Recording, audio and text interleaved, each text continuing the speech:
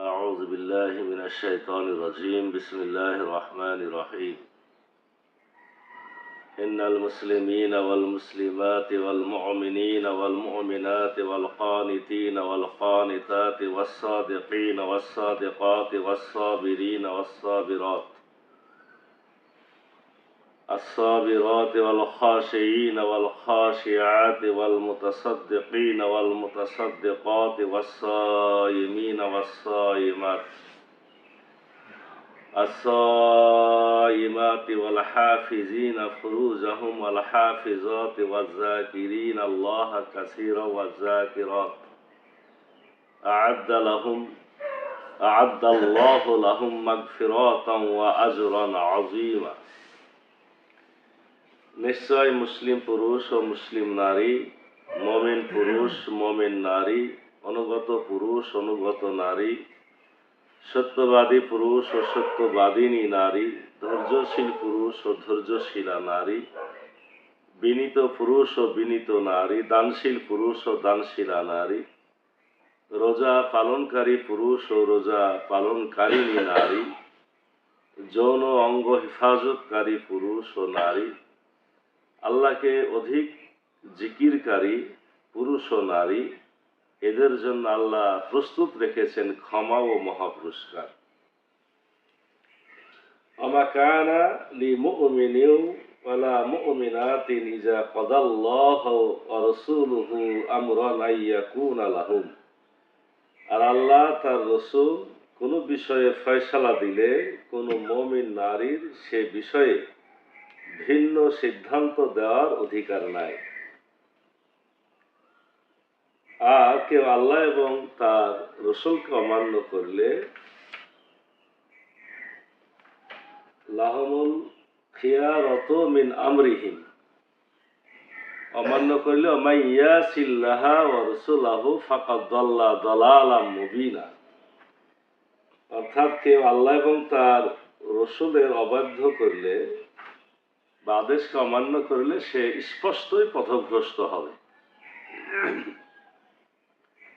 Wise তাকুলু লিল্লাযী আন'আমাল্লাহু আলাইকুম ওয়া আন'আমতা আলাইহি আমসিক আলাইকা যাওজাকা ওয়াত্তাকিল্লাহা ওয়া তুখফি ফি নাফসিকা মাল্লাহু মুবদিহি ওয়া তাখসাদ নাস।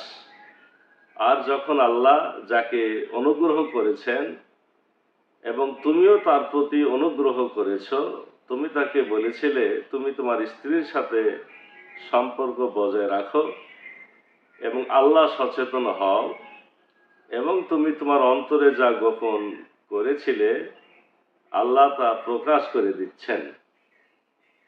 আর তুমি লোকজনকে ভয় করছিলে, অথচ আল্লাহকে ভয় করা তোমার পক্ষে অধিকতর সঙ্গত। আল্লাহু আহাক্কু আন তাখশাহু, আল্লাহকে ভয় করাই অধিকতর সঙ্গত।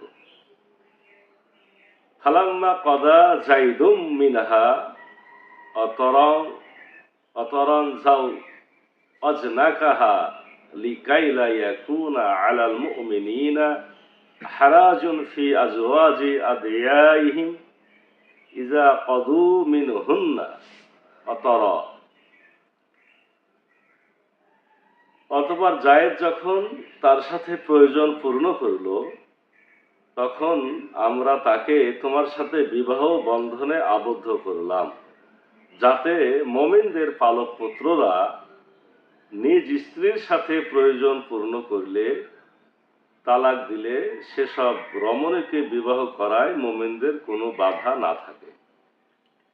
ওয়া কানা আমরুল্লাহি মাফউলা, আর আল্লাহর আদেশ কার্যকর হয়েই থাকে। মা কানা আলান নাবিয়্যি মিন হারাজিন ফিমা ফারাজাল্লাহু লাহু, আল্লাহ নবীর জন্য যা বিধিসঙ্গত করেছেন তা করতে তার জন্য কোনো বাধা নেই। সুন্নাতুল্লাহি ফিল্লাযীনা খালাউ মিন ক্বাবলু, পূর্বে যেসব নবী অতীত হয়ে গেছে তাদের ক্ষেত্রেও এটাই ছিল আল্লাহর বিধান। ওয়া কানা আমরুল্লাহি কদরাম মাকদুরা, আর আল্লাহর বিধান নির্ধারিত। আল্লাযীনা ইউবাল্লিগুনা রিসালাতিল্লাহি ওয়া ইয়াখশাউনাহু ওয়া লা ইয়াখশাউনা আহাদান ইল্লাল্লাহ, যারা আল্লাহর বাণী প্রচার করে ও তাকে ভয় করে এবং আল্লাহ ছাড়া অন্য কাউকে ভয় করে না। ওয়া কাফা বিল্লাহি হাসিবা, আর আল্লাহ তার হিসাব গ্রহণে যথেষ্ট। মা কানা মুহাম্মাদুন আবা আহাদিম মির রিজালিকুম ওয়ালাকিন রাসূলুল্লাহি ওয়া খাতামান নাবিয়্যিন, মুহাম্মদ তোমাদের মধ্যে কোনো পুরুষের পিতা নয়, সে আল্লাহর রাসূল এবং শেষ নবী। ওয়া কানা আল্লাহু বিকুল্লি শাইইন আলিমা, আর আল্লাহ সকল বিষয়ে অবগত। আমরা সূরা আহজাব আজকে পঞ্চম রুকু অর্থাৎ 35 নম্বর আয়াত থেকে 40 নম্বর আয়াত আমরা তেলাওয়াত করেছি, অর্থ পেশ করেছি। এখানে ব্যাখ্যা বিশ্লেষণের খুব বেশি নাই। আমরা ইতিপূর্বে জায়েদ, আল্লাহ রাসূল সাল্লাল্লাহু আলাইহি সাল্লামের লোকেরা পালক পুত্র বলতো, সে জায়েদের বিষয়, জয়নাব রাদিয়াল্লাহু আনহার সাথে আল্লাহ রাসূলের বিবাহের বিষয়, এগুলোই আলোচনা হয়েছে। আমরা বিষয়গুলো জানি। প্রথমে যে আয়াতটি দিয়ে শুরু হলো সেটা হলো যে প্রত্যেক মুসলমান পুরুষ নারী এবং বিভিন্নভাবে আপনার গুণবাচক শব্দ ব্যবহার করেছে। মুমিন পুরুষ নারী, অনুগত পুরুষ নারী, সত্যবাদী পুরুষ নারী, ধৈর্যশীল পুরুষ নারী, এভাবে আল্লাহর জিকিরকারী পুরুষ নারী, এদের জন্য আল্লাহ প্রস্তুত রেখেছেন ক্ষমা ও মহাপুরস্কার। এই আয়াতে এতগুলো পুরুষ নারী পুরুষ নারী পুরুষ নারী বলার পিছনে কারণ কি? কারণ আমরা জানি ইমানদার একটা কাজ করলে সেটা পুরুষ হোক আর মহিলা হোক, সকলের জন্য তো একই ধরনেরই রব্বুল আলামিন পুরস্কার দেন। এই আয়াতে এইভাবে আলাদা আলাদা বলার পিছনে কারণ কি? বলা হচ্ছে এই ব্যাপারে আল্লাহ রাসূল সাল্লাল্লাহু আলাইহি সাল্লামকে আপনার আল্লাহ রাসূলের কোন একজন স্ত্রী, বিশেষভাবে উম্মে সালমার কথা বলা হয়, তিনি প্রশ্ন করেছিলেন যে ইয়া রাসূলুল্লাহ, আপনি তো সব আলোচনা করেন, বক্তব্য দেন, কথা বলেন, কোরআনের আয়াত পড়েন, সব তো মনে হয় যে পুরুষদের জন্য, আমাদের জন্য কি? তো বলা হচ্ছে রব্বুল আলামিন এর উত্তরে আয়াত নাজিল করে জানালেন যে সকলের জন্যই পুরস্কার, সে পুরুষ হোক আর নারী। আবার বলা হচ্ছে আল্লাহ রাসূলের যে চাচাতো ভাই জাফর ইবনে আবু তালিব, মানে আলী রাদিয়াল্লাহু আনহুর আপন একটা ভাই, উনি হাবশা আবিসিনিয়াতে হিজরত করেছিলেন। আবিসিনিয়া থেকে হিজরত করে আসার পরে তার স্ত্রী আল্লাহ রাসূলের কাছে গেলেন যে ইয়া রাসূলুল্লাহ, সব কি পুরুষদের জন্য না আমাদের জন্য কিছু আছে? বলা হয়েছে তার জবাবে আয়াতটি নাযিল হয়েছে যে ভালো কাজ যেই করবে, সে পুরুষ হোক আর নারী হোক, সবাই কি পাবে? পুরস্কার পেয়ে যাবে। এরপরে আয়াতে রব্বুল আলামিন বলছেন আল্লাহ তার রাসূল কোন বিষয়ে ফয়সালা দিলে কোন মুমিন নারীর সে বিষয়ে ভিন্ন সিদ্ধান্ত দেওয়ার অধিকার নেই। এই আয়াতটি হলো জায়েদ রাদিয়াল্লাহু আনহুর সাথে বিবাহের সময় তো আল্লাহ রাসূল সমস্যায় পড়েছিল। জায়েদ উনি ছিলেন কৃত দাস, কিনা গোলাম, পরে তিনি ওকাজ বাজার থেকে তাকে কেনা হয়েছিল। তারপর রাসূল তাকে মুক্ত করেছেন, কিন্তু সে তো দাস, কৃত দাস, গোলাম।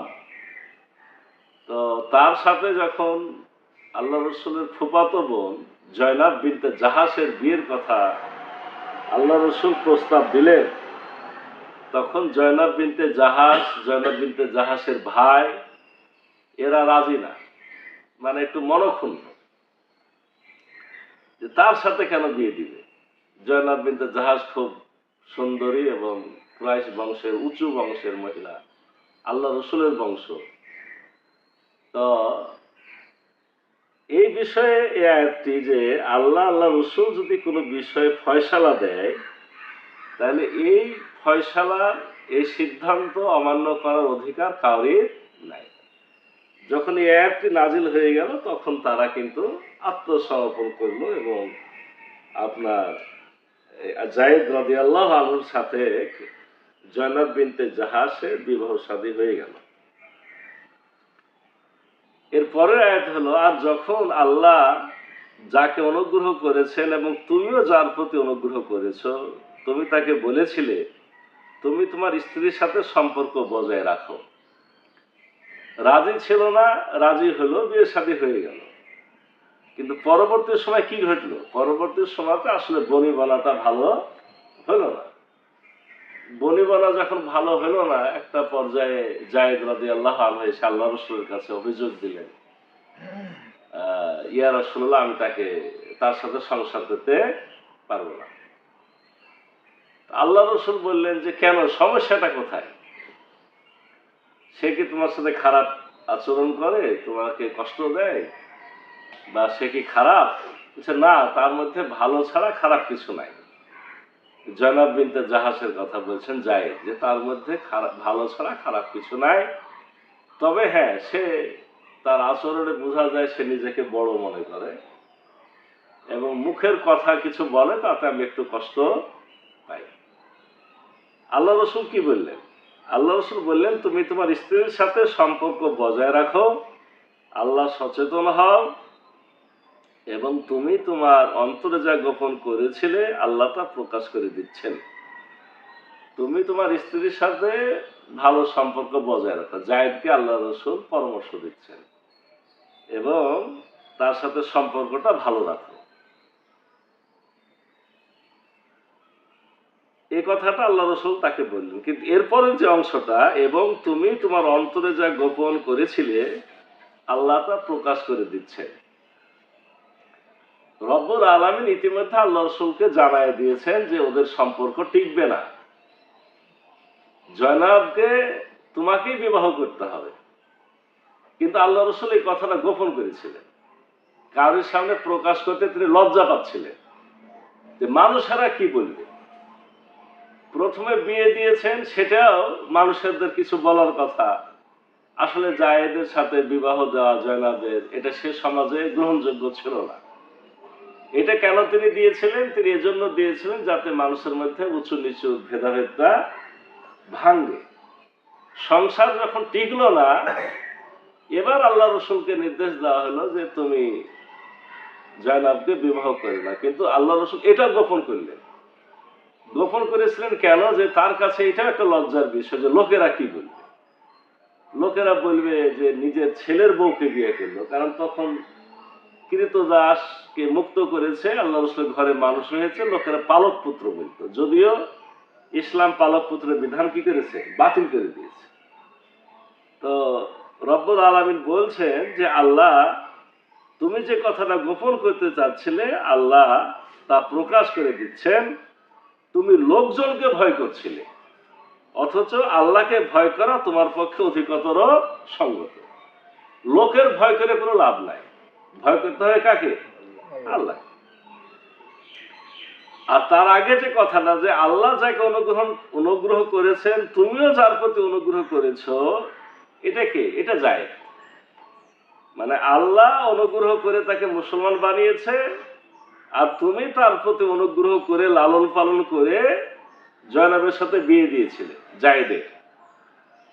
কিন্তু সে এখন সংসার করতে পারেনি, অতএব তার স্ত্রীকে সে যদি তালাক দিয়ে দেয়, তোমার দায়িত্ব তাকে বিবাহ করা। এখন সে তালাক দিয়েছে, তুমি বিবাহ না করে তুমি কি করছো? মানুষকে ভয় করছো, অথচ আল্লাহকে ভয় করা তোমার পক্ষে অধিকতর সঙ্গত। অথবা যায়েদ, এনে খেয়াল করেন, কোরআনে কোনো মানুষের নাম সহজে আসে না। আপনি গোটা কোরআন পড়বেন, আবু বকর, ওমর, ওসমান এরকম নাম পাবেন কোথাও? অথচ দেখেন এখানে কিন্তু যায়েদের নাম সরাসরি। অতঃপর যায়েদ যখন তার সাথে প্রয়োজন পূর্ণ করলো, প্রয়োজন বলতে বিবাহ শাদী হলো, সংসার হয়েছে, এরপরে তালাক পর্যন্ত দিয়ে দিল, এটাই বলা হচ্ছে যে প্রয়োজন শেষ করলো, তখন আমরা তাকে তোমার সাথে বিবাহ বন্ধনে আবদ্ধ করলাম।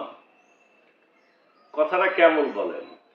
আল্লাহ বলছে যে সে যখন তালাক দিয়েছে এখন সে মুক্ত নারী, ইদ্যত কাল শেষ হয়ে গেছে। ইদ্যত কাল যেমন শেষ হলো আমি তোমার সাথে তাকে বিবাহ বন্ধনে আবদ্ধ করলাম। মানুষজনকে ভয় করার দরকার নাই, কালেমা পড়া কাজী ডাকারও দরকার নাই, কিচ্ছু দরকার নাই, আমি বিবাহটা দিয়ে দিলাম। আল্লাহ রসুল সাল্লাল্লাহু সাল্লাম যখন আয়াত নাযিল হলো তখন লোকজনকে ভয় না করে সরাসরি জয়নবের ঘরে প্রবেশ করেছে, তাকে ঘরে নিয়ে এসেছে এবং অলিমার ব্যবস্থা করেছে। এই বিবাহে কোনো সাক্ষীও ছিল না, এই বিবাহে আর কোনো মানে আনুষ্ঠানিকতা ছিল না। মানে এটা দরকার নাই। কেন দরকার নাই? যে আল্লাহ আয়াত নাজিল করে বিবাহটা পড়াই দিয়েছে, যাতে মুমিনদের পালক পুত্ররা নিজ স্ত্রীর সাথে প্রয়োজন পূর্ণ করলে সেসব রমণীকে বিবাহ করায় মুমিনদের কোনো বাধা না থাকে। আমি এটা আইন করে দিলাম যে এরপর থেকে যাদের পালক পুত্র বলা হবে তারা যদি তাদের স্ত্রীদেরকে তালাক দেয় তাহলে আপনার ওই পালক পুত্রের পিতা তাকে বিবাহ করতে পারবে, কারণ সে আসলে পুত্র নয়। কিন্তু আপনার নিজের ছেলে যদি তালাক দেয়, আপন ছেলে যেটা রক্তের সম্পর্ক, তাহলে কি ওই মেয়েকে বিবাহ করতে পারবেন? না, ওটা পারবেন না। এটা হলো আলাদা, এটা মানুষের মুখের কথা, কিন্তু এটা আল্লাহর কাছে গ্রহণযোগ্য নয়। আর আল্লাহর আদেশ কার্যকর হয়েই থাকে। আল্লাহ নবীর জন্য যা বিধিসম্মত করেছেন তা করতে তার জন্য কোনো বাধা নাই। আল্লাহ যেটা বলে দেন, বিধান করে দেন কোন নবীর জন্য, সেটা করতে তার কোনো বাধা নাই। পূর্বে যেসব নবী অতীত হয়ে গেছে তাদের ক্ষেত্রেও এটাই ছিল আল্লাহর বিধান, আর আল্লাহর বিধান নির্ধারিত। যুগে যুগে নবী রাসূল পাঠিয়েছি, তাদের জন্য যা নির্দেশ দিয়েছি তারা যেমন করেছে, তোমার উপর যা নির্দেশ দেওয়া হচ্ছে তাতে সেটা তুমি করবে। এই ব্যাপারে কোনো কেউ বাধা দেওয়ার সুযোগ পাবে না। যারা অবশ্যই এই আয়াতের তাফসীরে কেউ কেউ বলছেন যে আসলে আপনার নবী রাসূলদের অধিক বিবাহ এটা আল্লাহ কর্তৃক নির্ধারিত। জয়নাবকে যখন বিবাহ আল্লাহ রাসূল করছেন তখন বিবাহটা 4-এর অধিক হয়ে গেল। শরীয়তে যেহেতু সর্বোচ্চ 4টে বিবাহ করার কথা আছে, এখানে একটা সমস্যা হয়েছিল যে মুহাম্মদ 4টের উপরে বিয়ে করলো। তো তখন রব্বুল আলামিন এই আয়াতটা নাযিল করে বললেন যে এই 4-এর অধিক বিবাহ করা, নবী রাসূলদের অধিক বিবাহ করা, এটা আল্লাহ কর্তৃক নির্ধারিত। এখানে বাধা দেওয়ার কেউ নাই। কারণ নবী রাসূলদের যে বিবাহ, এর মধ্যে অনেক মাহাত্ম্য আছে, অনেক দিনের বিষয় আছে, অনেক মাসলা মাসালের বিষয় আছে। এর মাধ্যমে মুসলিম জাতির কাছে শরীয়ত আরো সহজ হয়েছে। যারা আল্লাহর বাণী প্রচার করে ও তাকে ভয় করে এবং আল্লাহ ছাড়া অন্য কাউকে ভয় করে না, আর আল্লাহ তার হিসাব গ্রহণে যথেষ্ট। নবী রাসূলদের কাজ কি? আল্লাহর বাণী প্রচার করা এবং তাকে ভয় করা। এবং নবীদের বড় কাজ হলো যে আল্লাহকে যেমন ভয় করবে, দুনিয়ার আর কাউকে তারা ভয় করবে না। এবং সকল হিসাব গ্রহণের জন্য আল্লাহ যথেষ্ট। সর্বশেষ আয়াত যেটা আমরা পড়েছি, মুহাম্মদ তোমাদের মধ্যে কোনো পুরুষের পিতা নয়, বরং সে আল্লাহ রাসূল।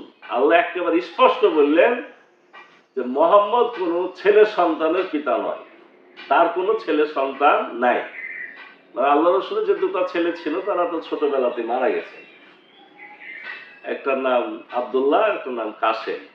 এই জন্য আল্লাহ রাসূলের প্রথম ছেলের নাম কাসেম, এই জন্য তাকে আল্লাহ রাসূলের একটা নাম হলো আবুল কাসেম। আর এক সন্তান হয়েছিল আব্দুল্লাহ, দুটোই মারা গেছে। তাহলে সন্তান যখন আগে মারা গেছে, আর এখন জায়েদের তিনি পিতা, যারা ছিল তারাও মারা গেছে। অতএব আল্লাহ রব্বুল আলামিন এই আয়াতে বিষয়টা একেবারে পরিষ্কার করলেন যে মুহাম্মদ তোমাদের মধ্যে কোনো পুরুষের পিতা নন। কোনো পুরুষের পিতা নন মানে ওই জায়েদেরও তিনি পিতা নন, তিনি তার বন্ধু বা ভাই। বরং সে আল্লাহ রসুল, মুহাম্মদ হলেন আল্লাহ রসুল এবং শেষ নবী। এই যে এখানে স্পষ্ট এই বিষয়গুলো জানতে হবে যে আল্লাহ রসুল এবং খাতামান নবীন, নবীদের শেষ নবী। এখন কেউ যদি নতুন করে দাবি করে যে আমি রসুল, আমি নবী, আমাদের রসুলের কাজ করার দায়িত্ব আছে, এরকম কিন্তু অনেক ফিতনা সমাজে চলছে। আল্লাহ বললেন যে তিনি আল্লাহর রসুল এবং তিনি শেষ নবী, আর আল্লাহ সকল বিষয়ে অবগত।